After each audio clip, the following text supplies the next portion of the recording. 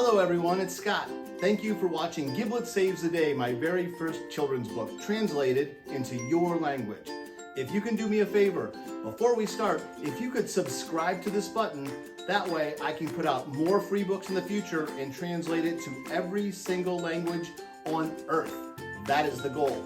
So, let's watch how Giblet saves the day. There once was a little furry creature named Giblet. He was slightly orange and mouse-like with large ears, 2 very long teeth, and most oddly of all, a very long tail.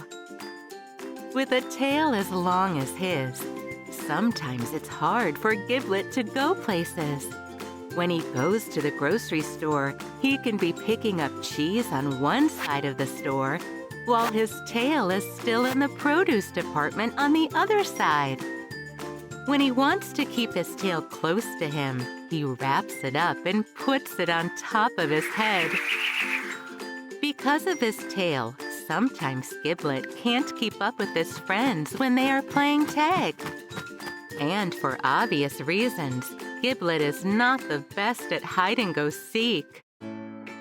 One night, while Giblet's mom was tucking him in bed, he said, "Mama, I don't like having such a long tail. Why can't I be like all the others?" Giblet's mom kissed him on the cheek and said, "Because what you have is a gift, and it makes you different from everyone else. Giblet, you are special." Giblet thought to himself, I don't feel very special. and then with the flick of his tail, he turned off his light without having to leave his bed. The next morning, all of his friends were going into the woods to look over Bigos Bluff, the highest point in Giblet's town. As Giblet's friends ran through the woods, he followed them, weaving in and out of the trees. When he finally got to the clearing, he felt a jerk. He could go no further. He looked back and saw his tail tangled in the trees. He tugged and tugged, but no matter how hard he tried, his tail was stuck. All of Giblet's friends were looking over Bigos Bluff and throwing rocks into the river below. Suddenly, one of them lost his footing and slid down the bluff. Luckily, halfway down the hill, his shirt got stuck on a branch. He was hanging by his shirt over the fast-moving water below. During that time, Giblet finally untangled his tail from the trees.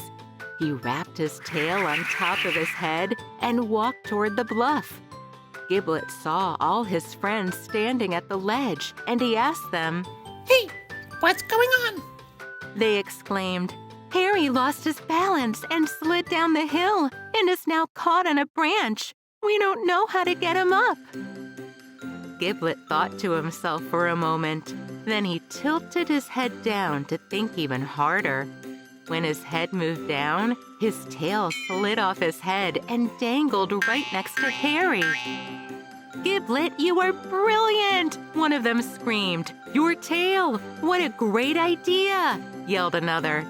And with that, Harry grabbed hold of Giblet's tail and he climbed up to safety. Everyone cheered together, "Giblet! Giblet! Giblet!" From that day forward, Giblet was never ashamed of his tail. He was special, and he could do something that nobody else could do. They even found great new ways to use Giblet's tail for fun, like jump rope. So remember, if you have something different about you, don't be embarrassed or shy. You never know when that very thing that makes you different will allow you to do things that nobody else can. Sometimes being different is the best. Just ask Giblet. The end.